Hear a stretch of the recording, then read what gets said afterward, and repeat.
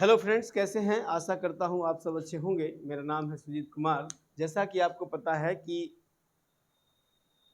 क्या लगता है आपको कि पाकिस्तान और भारत का युद्ध फंसेगा या होगा? देखिए, दोस्त वो ना हो जो सफलता में तुम्हारा साथ दे। दोस्त वे होते हैं जो बुरे दौर में भी तुम्हारा साथ दे।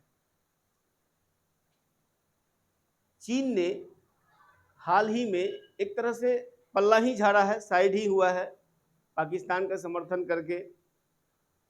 दूसरा, अभी कल की न्यूज है कि पाकिस्तान के आर्मी चीफ जो है अमेरिका के प्रेसिडेंट डोनाल्ड ट्रंप से कोई क्रिप्टो करेंसी होता है उससे संबंधित कोई डील करके चले आए हैं।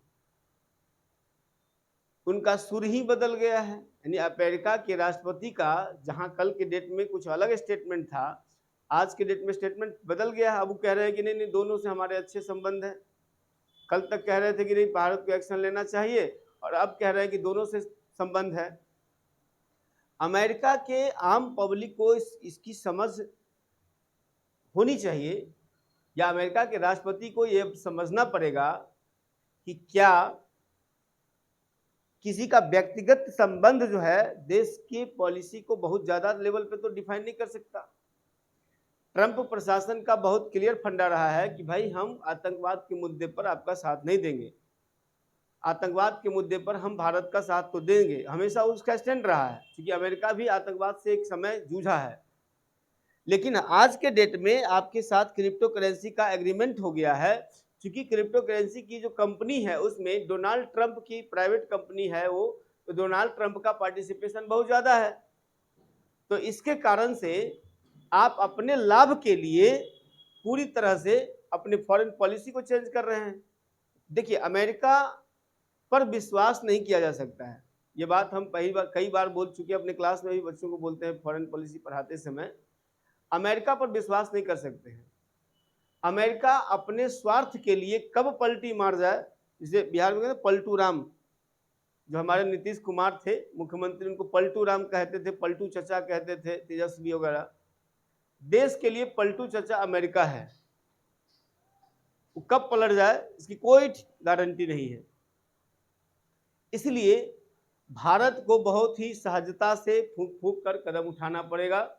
पाकिस्तान चारों बगल से दबाव बनाने की कोशिश कर रहा है कि हम भारत पर दबाव बनाएं, और कुछ भी वो हमला करने का जो, अच्छा देखो एक बात है, पाकिस्तान में आर्मी से लेके आर्मी चीफ तक सब डरा हुआ है। कई आर्मी तो उसके इस्तीफा दे दिए हैं डर के मारे। अब ये डर के मारे वो चाह रहा है कि जो बाहर से दबाव बनाए, दबाव के कारण जो है भारत सरकार कोई अटैक न करे, हमारी जान बच जाए। लेकिन भाई ये मोदी बाबा हैं, आपको मालूम है। बात मैं पार्टी की नहीं कर रहा हूं, बात मैं पॉलिसी की कर रहा हूं। मोदी जी जो हैं, आपको मालूम है, परसों सीडीएस है, चीफ ऑफ डिफेंस स्टाफ जिसको बोलते हैं, अजीत डोभाल थे, रक्षा मंत्री थे, नेवी के चीफ थे, आर्मी चीफ थे, एयरफोर्स चीफ थे, सबके साथ मीटिंग किया। कुछ तो प्लानिंग बनाया उन्होंने, और कहा कि सेना को फ्री हैंड कर दिया कि आप अपने हिसाब से सही समय चुन के आपको अपना उसका एक्शन लीजिए। होगा तो बड़ा लेकिन जरूर, लेकिन कब होगा कैसे होगा ये सेना को डिसाइड करने का अवसर दे दिया गया है। क्योंकि युद्ध तभी जीता जाता है, युद्ध की पॉलिसी कहती है युद्ध जीतने में दो चीज का होना जरूरी है।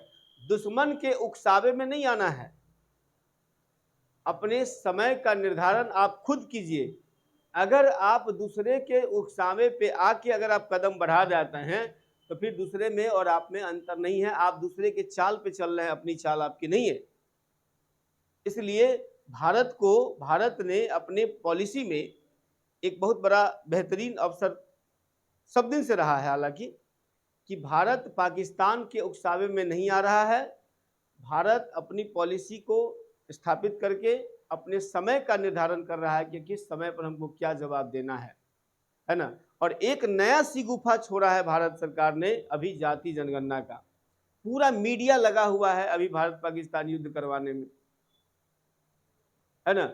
और पाकिस्तान भारत युद्ध का जो मीडियाबाजी है इससे दूर हटने के लिए, इस मीडिया को दूर लाने के लिए जाति जनगणना कास्ट सेंसस की परमिशन सरकार ने दी है, ताकि जो मीडिया का माहौल है भारत पाकिस्तान के प्रति वो थोड़ा डाइवर्ट हो जाए।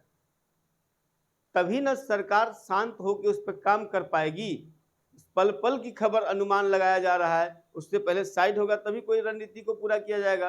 ये जो जातिगत जनगणना है, वो जातिगत जनगणना लाने के लिए या परमिशन देने की जो बात की है, उसका मुख्य उद्देश्य ये है कि राजनीतिक दलों को, साथ ही साथ जितना मीडिया हाउसेज हैं उसको भारत पाकिस्तान का जो अभी चर्चा का विषय है पहलगाम अटैक से के चर्चा से दूर करना, ताकि आर्मी, नेवल या एयरफोर्स या सीडीएस जो हमारी आर्मी है, जो हमारा सेना है, वो शांत दिमाग से बैठकर उस पर काम करके अपने अंजाम को मुकाम तक पहुंचाने की कोशिश करें। ये जो मीडियाबाजी है इसमें नहीं होता है, कोई काम हो नहीं पाता है। दुनिया के देशों के समर्थन की बात करें तो ये बात क्लियर है कि समर्थन की उम्मीद मत रखिए किसी से, अपने मजबूती पर काम कीजिए। मैंने कल भी कहा है कि वो तुर्की था, पिछला वीडियो में बताया, वो तुर्की जहां पे भूकंप आई, आपदा आई, सबसे पहले भारत सरकार ने मदद पहुंचाई। वही तुर्की आज के डेट में पाकिस्तान के फेवर में काम कर रहा है। हालांकि उसने सफाई दी है कि मैंने ऐसा कुछ नहीं किया है, लेकिन वो गाना सुने हो ना, दोस्तों इस जमाने को क्या हो गया, जिसको चाहा वही बेवफा हो गया, तो वही बेवफाई वाली बात है। चीन का भी स्थिति वही देख लीजिए। आप उम्मीद नहीं कीजिए किसी से, अपना मजबूती पर काम कीजिए। हालांकि इजराइल हमारा ऐसा दोस्त है जो हमेशा हमारे साथ रहता है। फ्रांस भी पूरी तरह से, चूंकि राफेल डील हो चुका है अभी हाल फिलहाल में, रूस का भी वही स्थिति है। तो देखते हैं आगे क्या होता है, और इसी हिसाब से हम अपडेट फिर आपको देते रहेंगे क्या होता है।